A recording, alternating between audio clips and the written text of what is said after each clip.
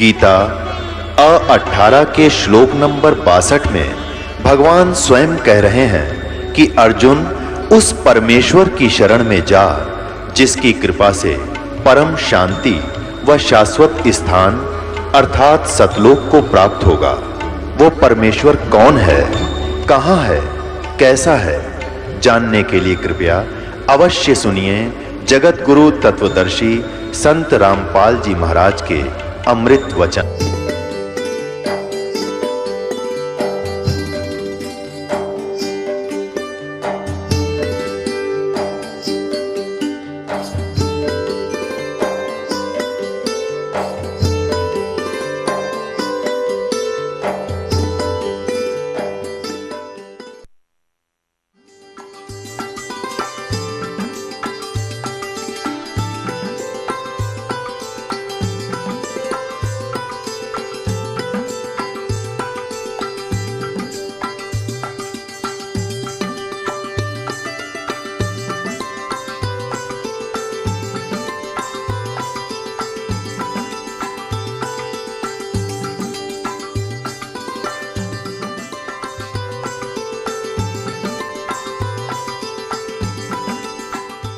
हम सुल्तानी नानक तारे दादू को उपदेश दिया, जात जुलाहा भेद न पाया, काशी मोहे कबीर हुआ।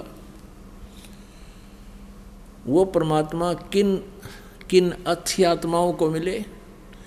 आदरणीय धर्मदास साहिब जी को मिले, आदरणीय मलुकदास साहिब जी को मिले, आदरणीय नानक साहिब जी को मिले, आदरणीय दादू साहिब जी को मिले, आदरणीय गरीबदास साहिब जी गांव छुड़ानी जिला झज्जर हरियाणा वाले को मिले, आदरणीय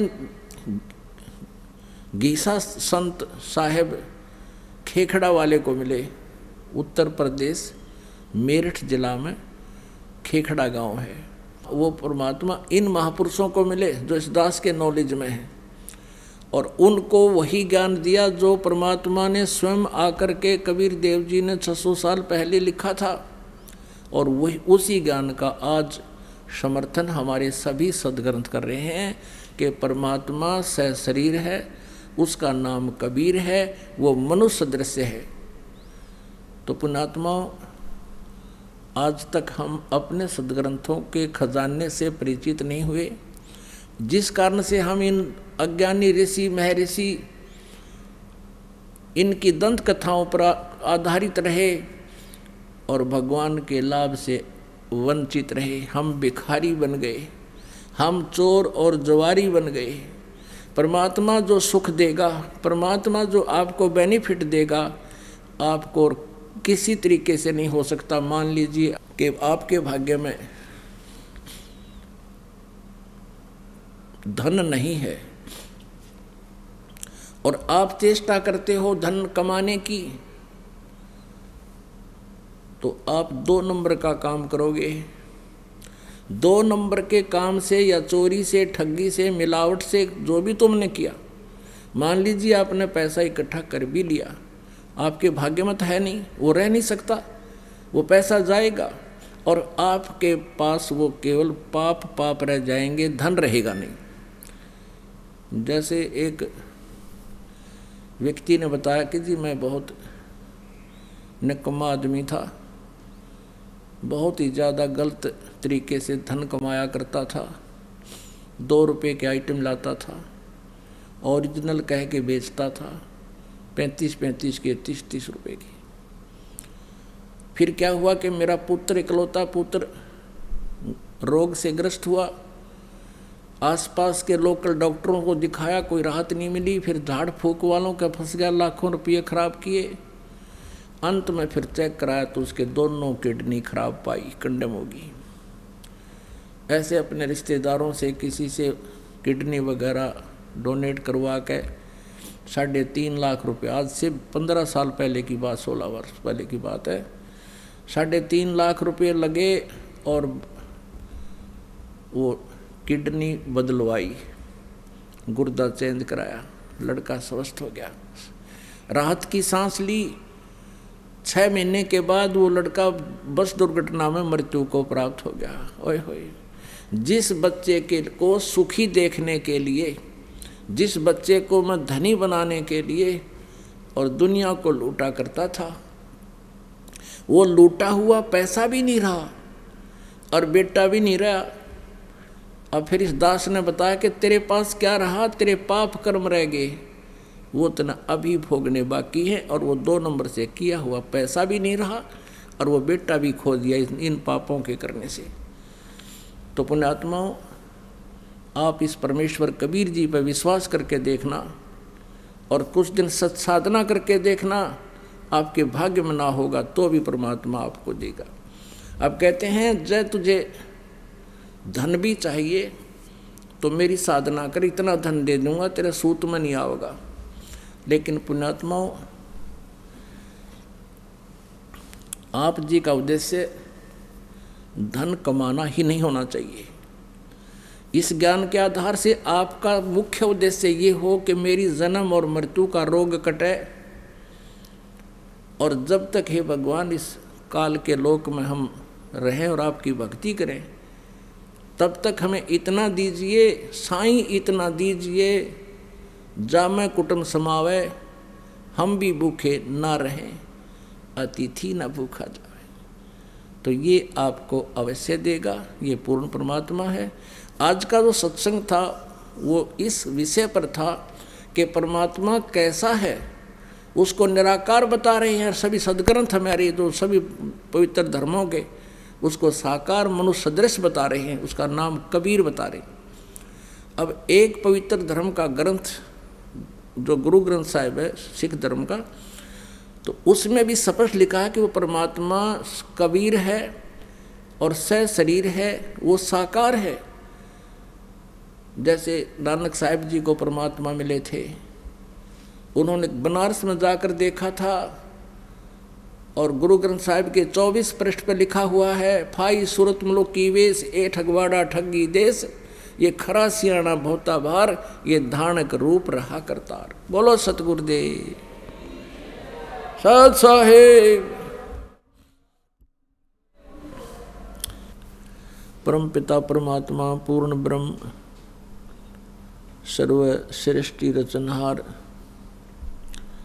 सर्व कष्ट हरणहार, अंगारी बम्भारी बंदी छोड़ पाप नाशक, ये परमात्मा परम अक्षर ब्रह्म है।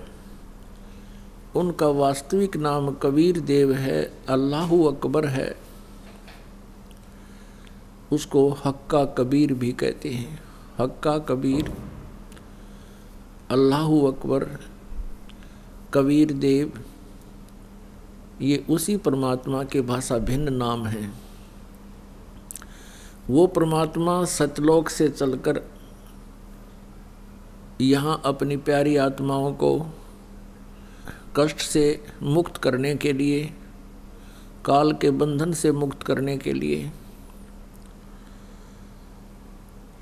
आत्मा को भक्ति धन से धारण पोषण कराने के लिए, इसका परिपूर्ण करने के लिए वो परमेश्वर स्वयं ही आते हैं। उनका नाम कबीर देव है, हम उसे कबीर साहब कहते हैं। वो परमेश्वर इस कलयुग के अंदर सन 1398 में विक्रमी संवत 1455 जेठ उत्तरते की पूर्णमासी यानी ज्येष्ठ सुदी पूर्णिमा को भारतवर्ष की पवित्र भूमि पवित्र काशी शहर के अंदर एक लहर तारा नामक तालाब के अंदर विकसित कमल के फूल के ऊपर विराजमान हुए थे, एक नवजात शिशु का रूप धारण करके।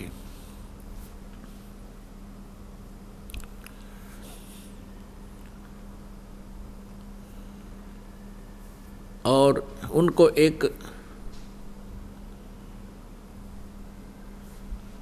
निसंतान जुलाहा दंपति उठा ले गया था।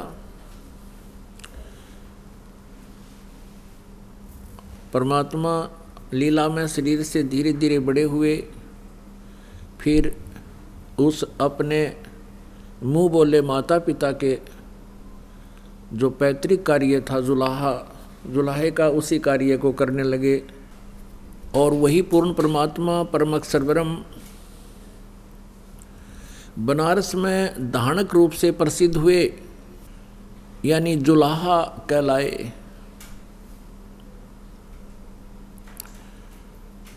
पुण्यात्माओं,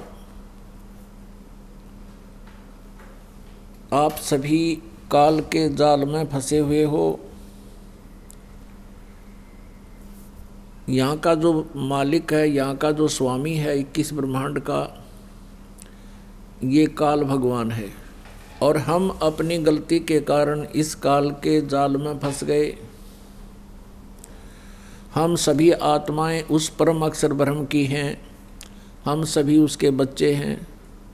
हम उस परमेश्वर के वचन से उत्पन्न हुए हैं, उन्हीं के शरीर से हम बाहर आए हैं। और हमें आत्मा का रूप परमात्मा ने ही दिया है। हम परमेश्वर कबीर जी के बच्चे हैं। जैसे किसी माता पिता का कोई संतान, बेटा या बेटी, किसी भी कारण से कुमार्ग पर चल पड़ता है, माता पिता को ज्ञान होता है कि भविष्य में इसके साथ कितनी आपदाएं आएंगी, इसके ऊपर ये कितना कष्ट उठाएंगे। जिस कारण से वो माता पिता बड़े चिंतित होते हैं और हर संभव प्रयत्न करते हैं किसी प्रकार भी उन बच्चों को फिर से हम सुमार्ग पर लाएं। उसके लिए उन्होंने कितना ही कुछ भी क्यों ना करना पड़े, अपनी सामर्थ्य के आधार से वो पूरा प्रयत्न करते हैं। लेकिन फिर भी वो नालायक बालक नहीं मानते हैं, तो भी माता पिता चिंतित ही रहते हैं। उनके भविष्य का उनको पता होता है। ठीक इसी प्रकार परमेश्वर कबीर देव जी वो पूर्ण परमात्मा हमारे लिए सदा चिंतित रहते हैं कि काल ने इनको यहाँ त्रिगुणमयी माया का नशा करा दिया और इस काल के ब्रह्मांड रूपी कुएं में, इस ब्रह्मांड रूपी कुएं में ये त्रिगुणमयी माया रूपी भांग डाल दी काल ने। और इस भांग के नशे में आप जी सभी के सभी परमात्मा को भूलकर इसी गड्ढे में पड़े हुए हो। परमेश्वर कबीर देव जी कहते हैं, कबीर ये माया अटपटी, सब घट आण अड़ी, और किस किस को समझाऊं, या तक कुएं भांग पड़ी। पुण्यात्माओं, आप जी यहाँ पर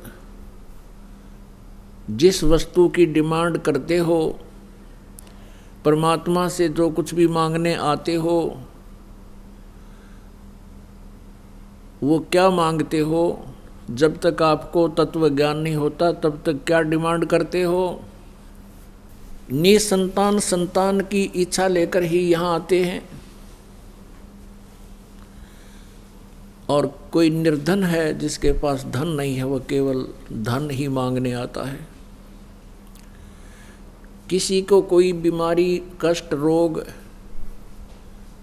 या कोई अन्य प्रेत बाधा है, पितृ बाधा है, या देव के कारण कोई कष्ट है,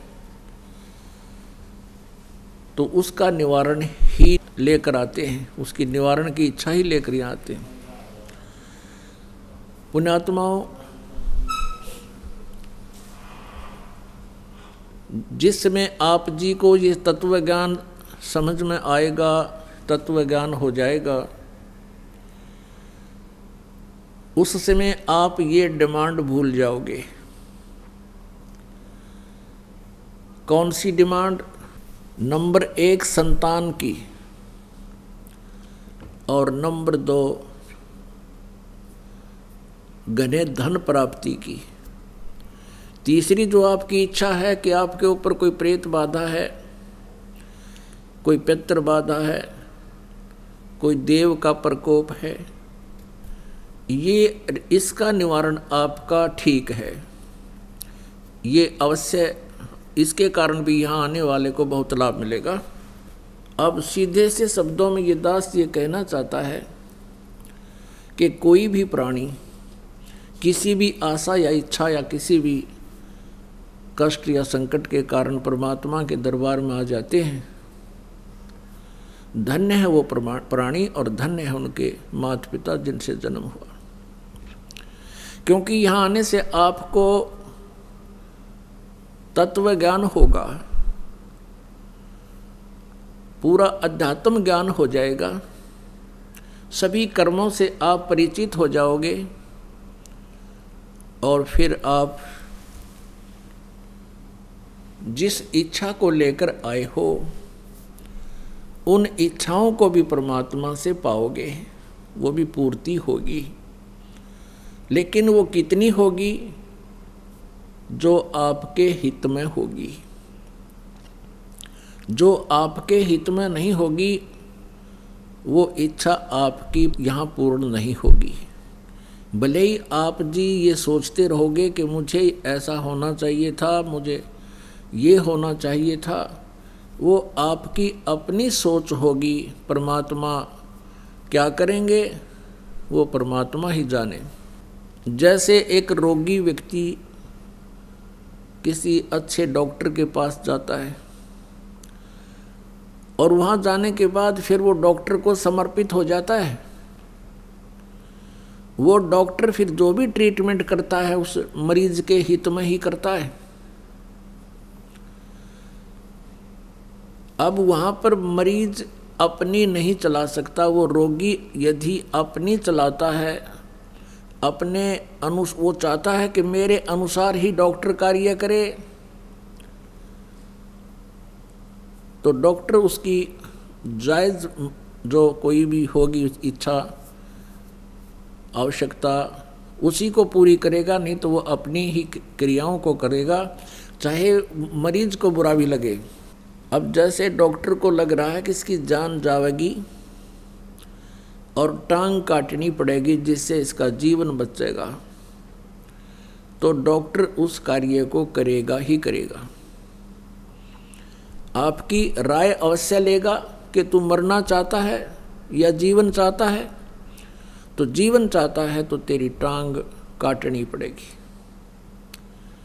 तो फिर वो मरीज भी स्वीकृति दे देता। वैसे तो रोगी नहीं चाहता कि मेरी टांग कटे, लेकिन जीवन रक्षा के लिए वो टांग कटवाना भी उचित ही समझता है और बिल्कुल ठीक है।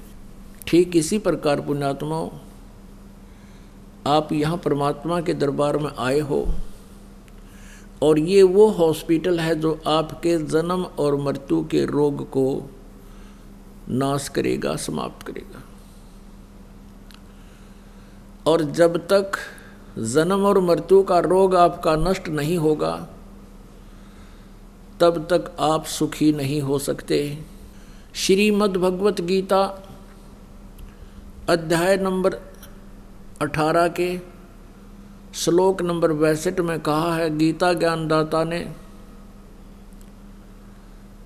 कि अर्जुन तू सर्वभाव से उस परमेश्वर की शरण में जा जिसकी कृपा से तू परम शांति को और सनातन परम धाम को प्राप्त होगा, शाश्वत स्थान को।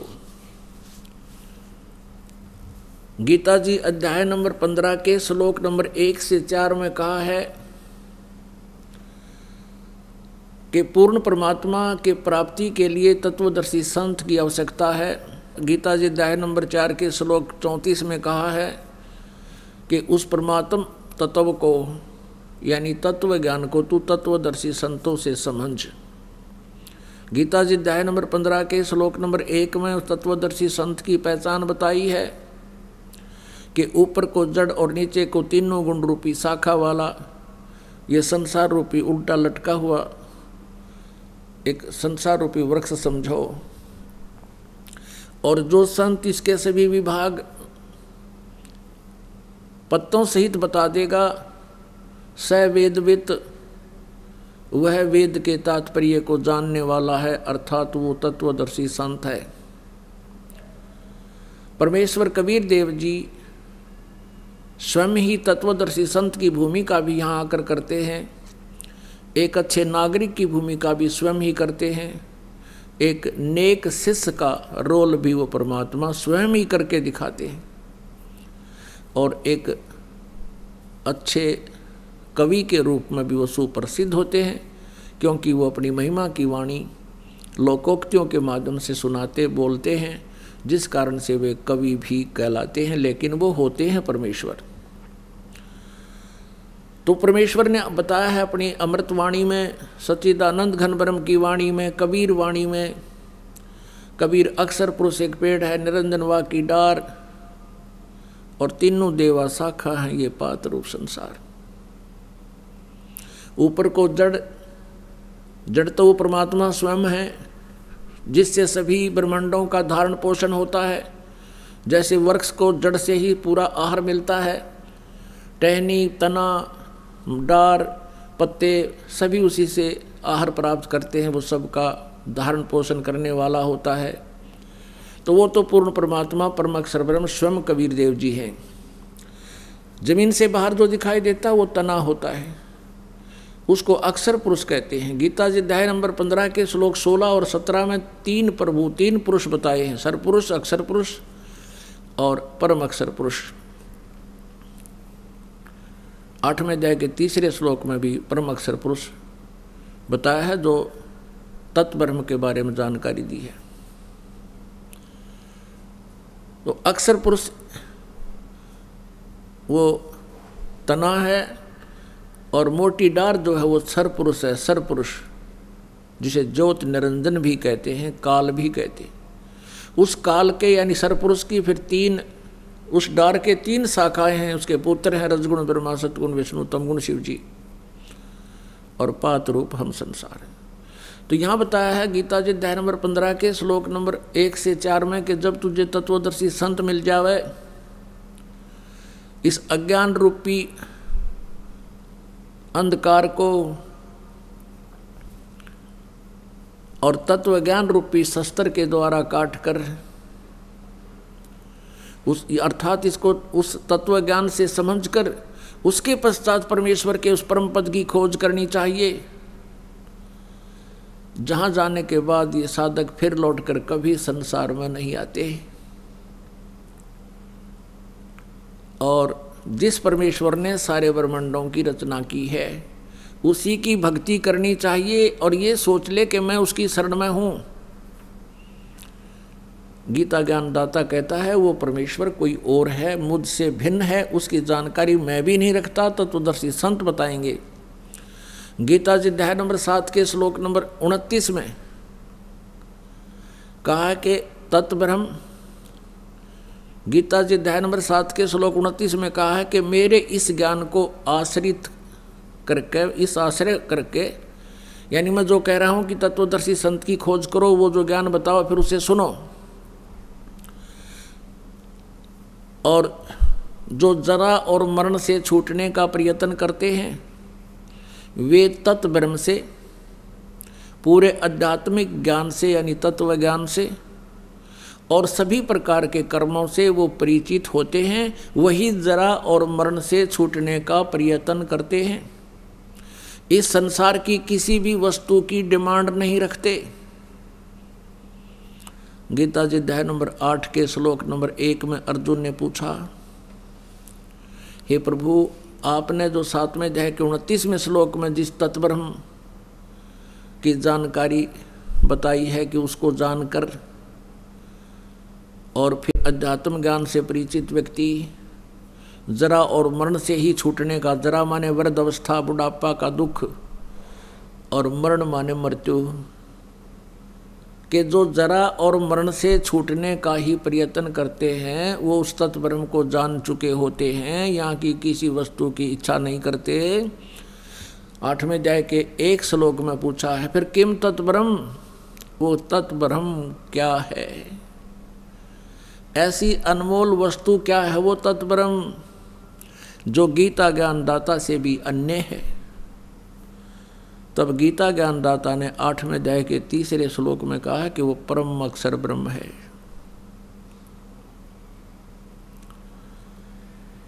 और उस परम अक्षर ब्रह्म की साधना करने से प्राणी फिर कभी लौटकर संसार में नहीं आते। उनका फिर जरा और मरण का संकट सदा के लिए समाप्त हो जाता है। जरा माने बुढ़ापा।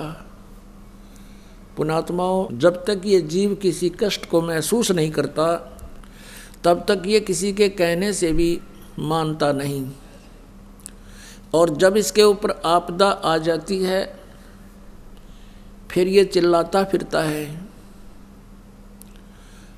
आप पुण्यात्माओं, जो व्यक्ति वृद्ध हो चुके हैं उनके पास थोड़ी देर बैठा करो,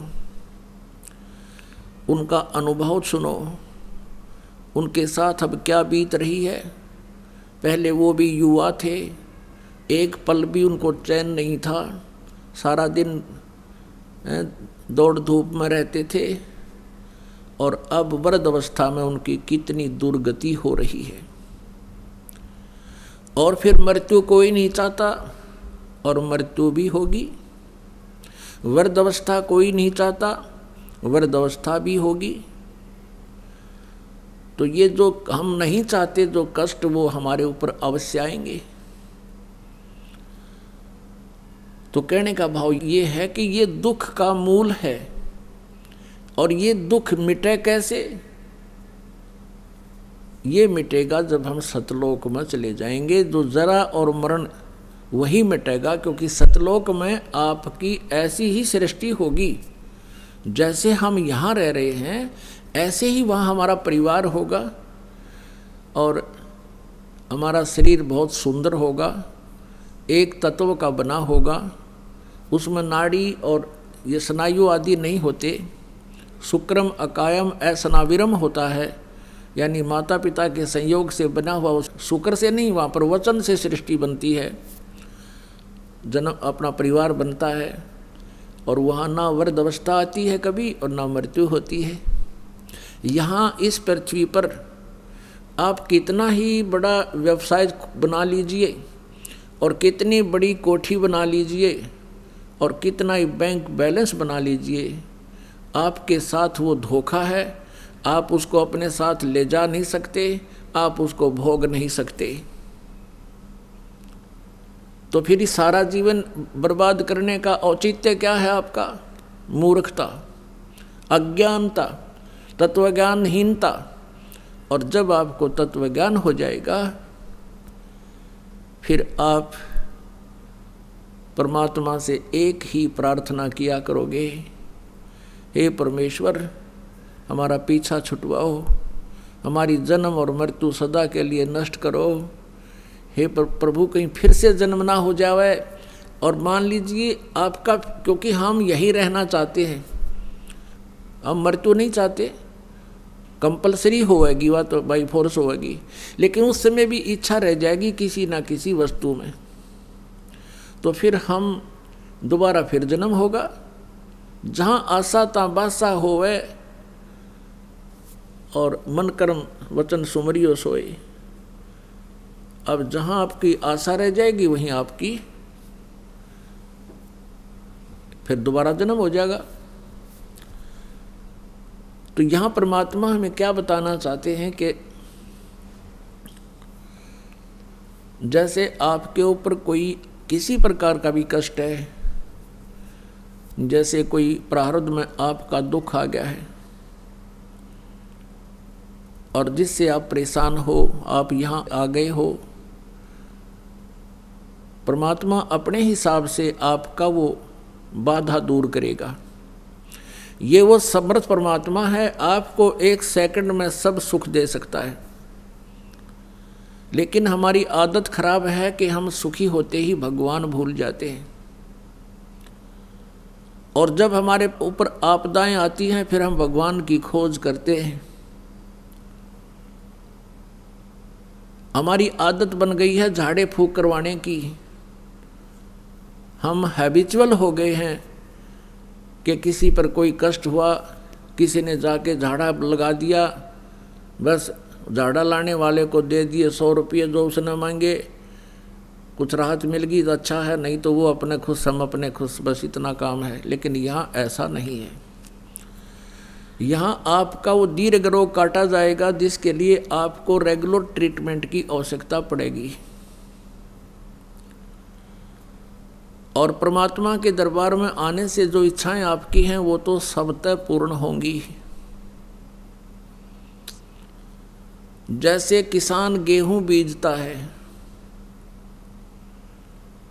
अपने आत्माओं आप इस तत्व ज्ञान से परिचित होजिए, इसलिए आपको रह रह कर बुलाया जाता है ताकि आपको इस ज्ञान से पूर्ण रूप से परिचित कराएं और आप फिर परमात्मा में रुचि रखें और विचलित ना हो। इसलिए आप जी को यहाँ बार बार बुलाया जाता है। अब परमात्मा के दरबार में आने से आपकी जो, जैसे किसान गेहूं बीजता है, उस किसान का गेहूं बीजने का उद्देश्य क्या होता है? सबसे पहला उद्देश्य तो उसका ये होता है कि मेरा परिवार भूखा ना रहे, हम भूखे ना मरें, हमारा पेट भरे। उसके बाद अब जैसे इस उद्देश्य से ही गेहूं बीजा जाता है, और फिर क्या होता है, अब गेहूं बीज दिया तो सबसे पहले उसका तना उत्पन्न होता है, फिर उसके बाली आती है और बाली में फिर गेहूं होते हैं। पहले पौधा उगता है, तो जो पौधा होता है वो भूस बनता है, और बाली में जो गेहूं होते हैं वो जीवनदाता अन्न होता है। तो पुण्यात्माओं, ये परमात्मा कबीर जी की जो साधना भक्ति आपको दी जाएगी, ये आपको ऐसी होगी जैसे गेहूं बीजना उद्देश्य किसान का अपने परिवार का पोषण था, और उसमें भूस तो अपने आप ही बन गया। उस भूस की उसको आवश्यकता ना थी तो भी बन गया। तो पुण्यात्माओं, जो इच्छाएं आप इधर उधर लिए फिरते थे महापुरुषों के पास, संतों के पास, और वो आपकी भी पूर्ण नहीं हो पा रही थी, ना हो सकती थी, क्योंकि वो संत जिस परमेश्वर की भक्ति करते हैं, जिन देवताओं की साधना करते हैं, वो संत, वो भगवान, उनके देवता आपके प्रारब्ध में परिवर्तन नहीं कर सकते, आपके ऊपर आने वाले संकट का निवारण नहीं कर सकते। और आप वहाँ धनी बनने के लिए जाते थे या किसी कष्ट निवारण के लिए जाते थे, वहाँ आपको कोई लाभ नहीं हुआ और ना ही होना था। तो जैसे किसान का उद्देश्य गेहूं बीजना अपने परिवार का पोषण था, और भूस का कमरा वैसे ही भर गया, जिसकी उसको इच्छा नहीं थी लेकिन तो भी मिल गया। पहले भूसा ही तैयार होता है। तो पुण्यात्माओं, आपका उद्देश्य यहाँ पर जन्म और मृत्यु का रोग कटवाना ही होना चाहिए। आपको जो साधना दी जाएगी, उस साधना में आपकी संसारिक इच्छाएं जो आवश्यक होंगी और आपके संकट निवारण तो उस भूस की तरह अपने आप ही ना चाहते हुए भी परमात्मा वो निवारण करेगा, और धन आपको ऐसे देगा जैसे उस गेहूं के भूस तो पहले ही तैयार होना शुरू हो जाता है। अब इस बात को आप गहराई से सोचना, यदि कोई अनजान व्यक्ति गेहूं को परिपक्व ना होने दे और पशुओं के चारे के उद्देश्य से उसको कच्चे को काट काट कर चराना शुरू कर देता, खिलाना शुरू कर देता है, पशु तो पल जाएंगे, आप भूखा मरेगा फिर। तो कहने का भाव ये है कि आप जी यहाँ जो मांगने आओगे वो क्या मांगोगे? मोक्ष। आपका उद्देश्य मोक्ष हो, और उस मोक्ष के साथ साथ आपको जो संसारिक सुविधाएं आपको चाहिएंगी, आपके भाग्य में ना होगा तो भी भगवान देगा। आपके भाग्य में कोई आपत्ति होगी, मालिक वो नहीं देगा।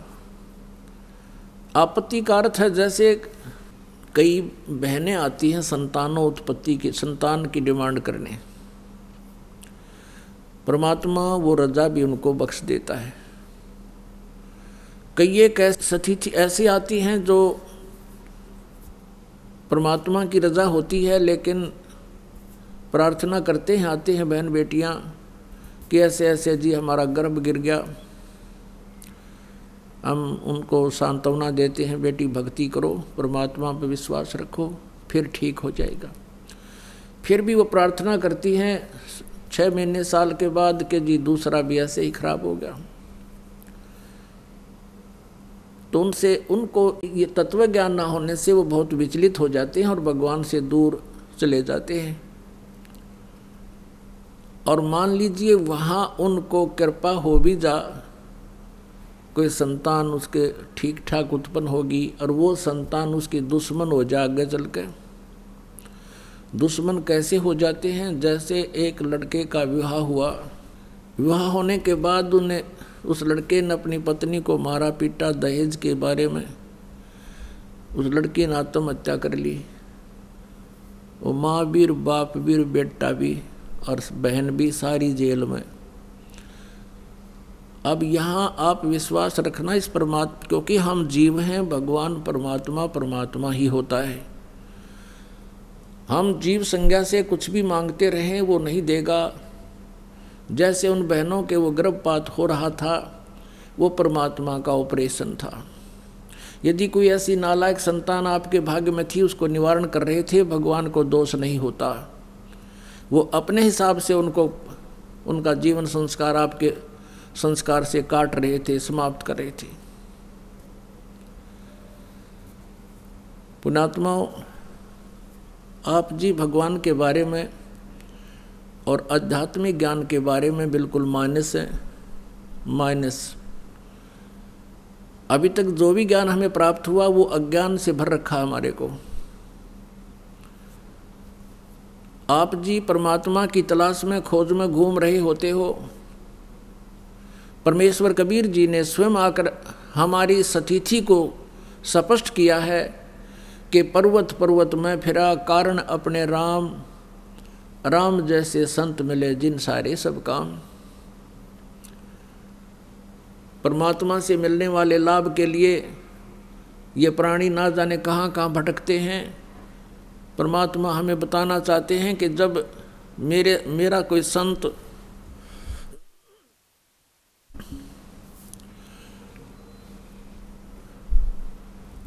मेरे संत की शरण में जब आ जाते हैं तो उनके सभी कार्य शुरू हो जाते हैं, सिद्ध हो जाते हैं, प्रारंभ हो जाते हैं उनके। धीरे धीरे सारे कार्य, सब कार्य सिद्ध हो जाते हैं। उसके लिए बताया है कि राम जैसे संत मिले जिन सारे सब काम। तो पुण्यात्माओं, आपका उद्देश्य जो है वो बदल जाना चाहिए इस ज्ञान के आधार से। रही बात संकट निवारण की, ये तो नहीं रहेगा आपके ऊपर। उसके लिए थोड़ा सा आपने धीरज रखना होगा। धीरे धीरे रे मना धीरे सब कुछ हो, माली सींचे 100 गड़ा समय आए फल हो। जैसे एक आम का पौधा बीजा जाता है और उसमें गड्ढा बनाकर उसमें सिंचाई शुरू कर दी जाती है, सैकड़ों घड़े पानी के उसमें डालते रहते हैं, 1, 2, 3 वर्ष 4 वर्ष तक, फिर वो पौधा पेड़ बन जाता है। और जब वो आम का पेड़ बड़ा हो जाता है वो फिर फल देता है, और इतना फल देता है कि आप भी खा लो, पड़ोसी भी ले जाएं, साथ वाले, घर मकान वाले और रिश्तेदारों को भी भेज देना, वो ख़त्म नहीं होंगे। कहने का भाव ये है कि आज तक आप जो साधना कर रहे थे वो शास्त्र विदिता कर मनमाना आचरण कर रहे थे। आज का अर्थ है कि जो पहली बार इस जो पहली बार परम अक्षर ब्रह्म की शरण में आते हैं, कबीर परमेश्वर की शरण में आते हैं, उससे पहले।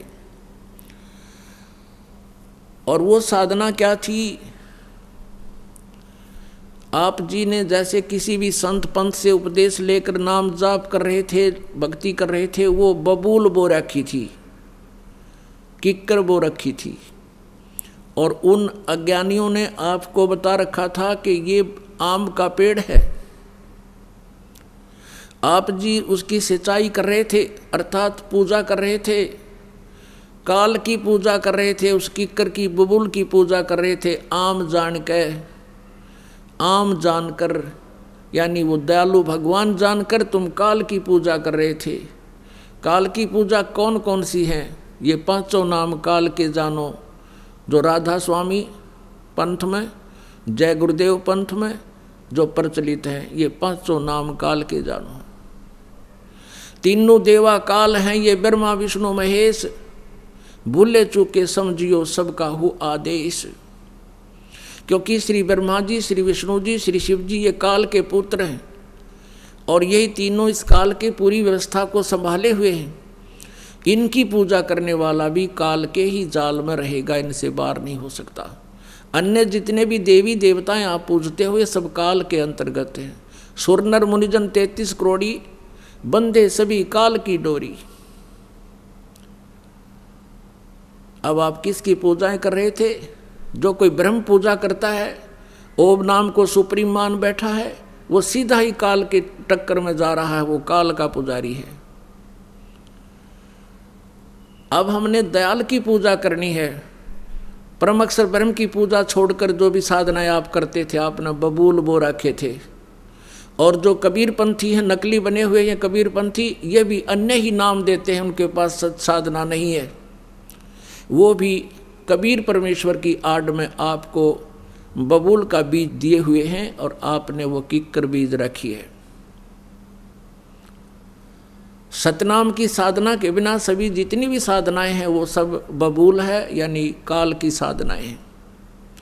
सतनाम के अंदर 2 अक्षर होते हैं, एक ओम अक्षर है, दूसरा तत् है जो सांकेतिक है, और तीसरा फिर एक मंत्र आपको और मिलेगा जो सार नाम होता है।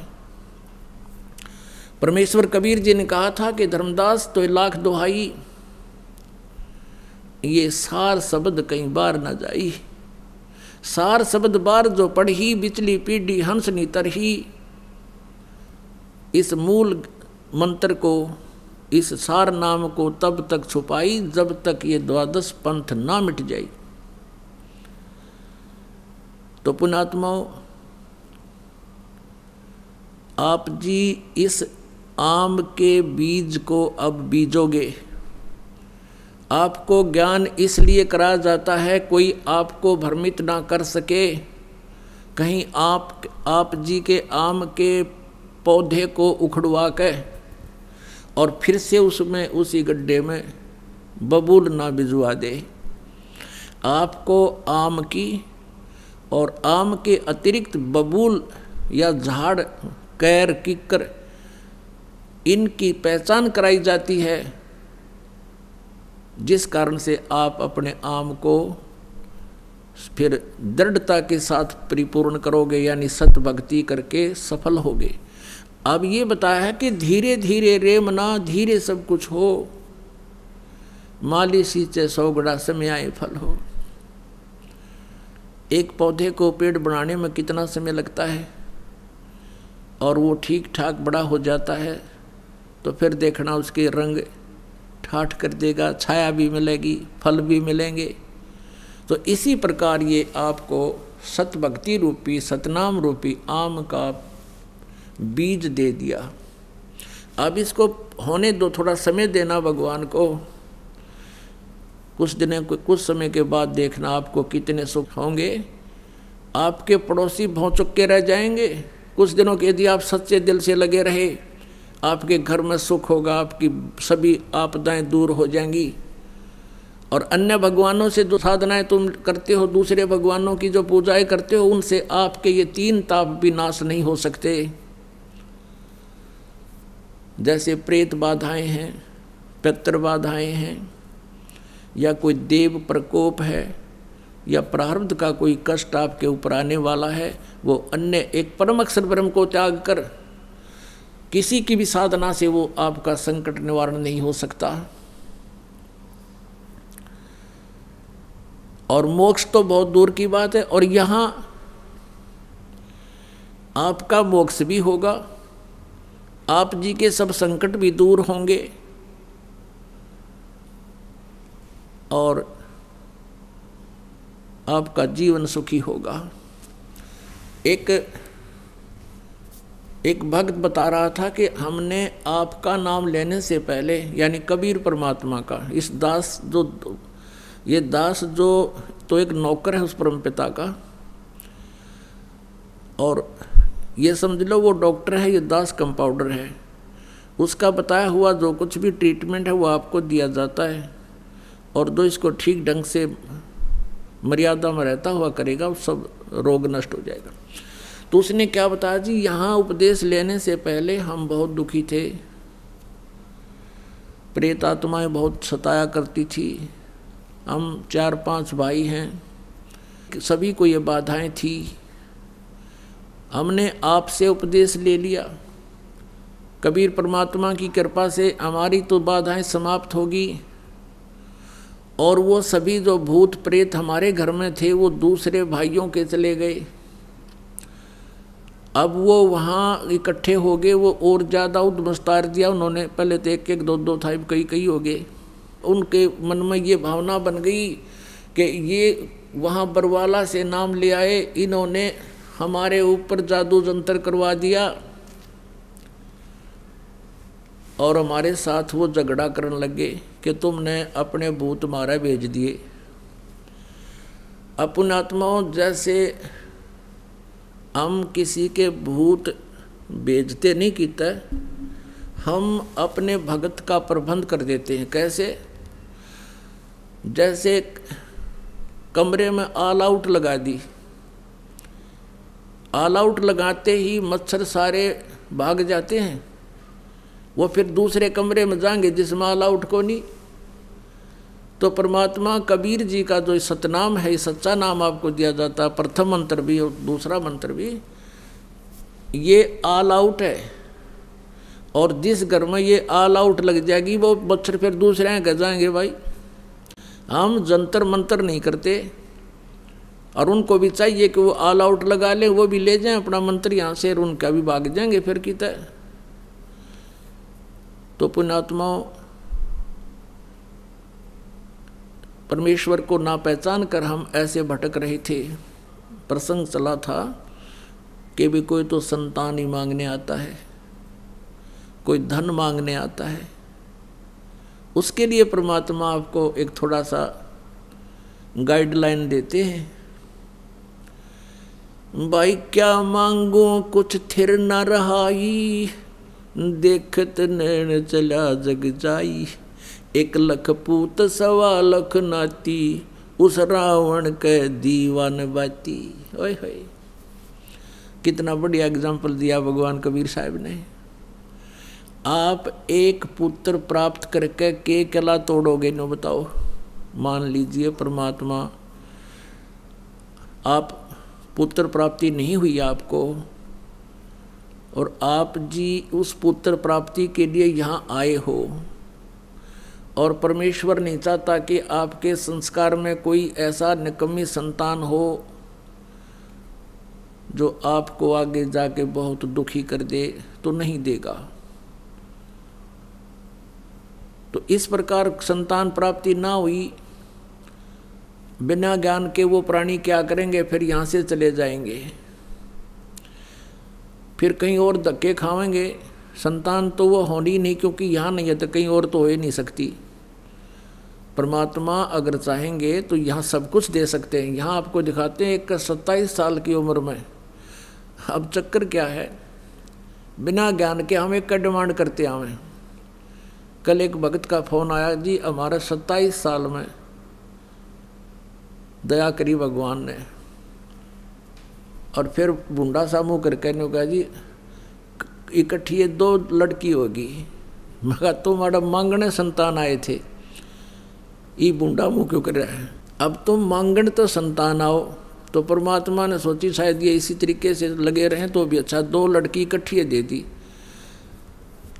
और फिर उसको समझा भाई परमात्मा की आत्मा है, लड़का हो या लड़की, या भूल भी मिटाओ तुम। तो हाँ, वो यहाँ से चले जाते हैं तो उन संतान तो उनको होनी नहीं। फिर क्या होता है, ये समाज काल प्रेरित होता है। उस बहन को कोई ना कोई पड़ोसन या कोई रिश्तेदार आकर के कहेगा कि बालक नहीं हुआ, तो वो बुरा सा मुँह करके कहती है पता नहीं भगवान के घर में क्या कमी आ गई, यानी बहुत दुखी होती है। फिर वो जो उसको इंजेक्शन लाने आई है ना कि संतान तक चाहिए थी, फिर वो बताओगी वो फलाने उस गांव में जाते दवाई दे हर नु पुत्र हो जाते हैं, फिर वो वहाँ धक्के खावेगी। तो पुण्यात्मा अंत में वो बहन मृत्यु को प्राप्त हो जाती है, संतान नहीं होती। इस काल के जाल को समझना। फिर वो क्या बनाता है ये काल, क्योंकि उसकी इच्छा यही होती है कि मेरे संतान होती, मेरी इज्जत हो जाती, इस तरह। फिर उसको क्या बनाता है ये काल, भगवान अगले जन्म में उसको कुतिया की योनि में भेज देता है। और फिर कहता है ले अब पूरी कसर काट ले अपने संतान उत्पन्न करने की, 8 एक के टाइम में जमेगी। और अगले जन्म में फिर सूर्य बनावेगा, 12 इकट्ठे उत्पन्न करेगी, ले छकले तू उत्पन्न करके। तो पुण्यात्माओं परमात्मा के इस ज्ञान को समझना चाहिए, आधा संकट दूर हो जाएगा आपका, जो बेमतलब की टेंशन बनाए फिरते हम यहाँ पर। परमात्मा कहते हैं क्या मांगू कुछ थिर ना रहाई, और देखत नैन चला जग जाई। 1 लाख पूत 1.25 लाख नाती, उस रावण के आज दीवान बाती। 1 लाख पुत्र थे रावण का, लंकापति रावण, लंका का राजा रावण।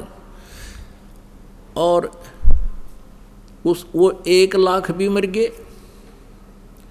आज उस रावण का कोई दीवा लगाने वाला शेष नहीं बचा। और यदि आप जी एक पुत्र ही प्राप्त करके और उसी उद्देश्य से सब कुछ मान रहे हो, तो ये आपकी तत्वज्ञानहीनता और काल का प्रभाव जानो। फिर भी परमात्मा चाहेगा तो आपकी ये समस्या भी हल होगी। फिर क्या बताते हैं,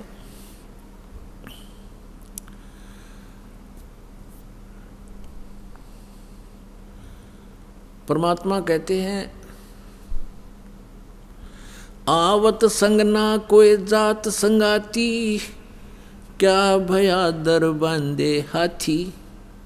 अब राजा को बताते हैं, राजा लोग अपने किले के बाहर हाथियों की लाइन बांध लेते थे,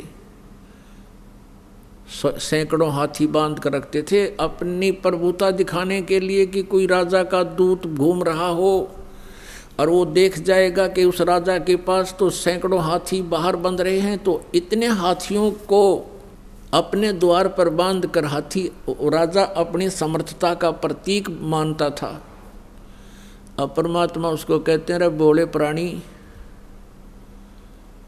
आवत संग ना कोई जात संगाती, क्या भया दर बांधे हाथी। दर माने द्वार पे। कहे कबीर अंत की बारी, हाथ झाड़ जैसे चला जुआरी। ओए होए, जो तुम इस कुमत में कुभद में लगे रहते हो, सारा जीवन कार कोठी बनावे, बड़ी बड़ी फैक्ट्री लगा लें, भगवान की भक्ति करते नहीं। जिसको जो भी मिलना था, कोई सेठ बना है अपने पूर्व जन्म के संस्कार शुभ कर्मों से, कोई अच्छा राजा बना है, कोई मंत्री मुख्यमंत्री बना है, वो भी अपने पूर्व जन्म के शुभ संस्कारों से पुण्यों से। और यदि सत भक्ति नहीं करता है तो अंत में उसकी कैसी दुर्गति होगी, जैसे जुए में हारे हुए जुआरी की होती है, वो हाथ पीटता जाता है, अरे नाश हो गया, सब कुछ क्या लुट गया। कहते जैसे हाथ झाड़ कर चला जुआरी, कहे कबीर सुन अंत की बारी। अपनात्मा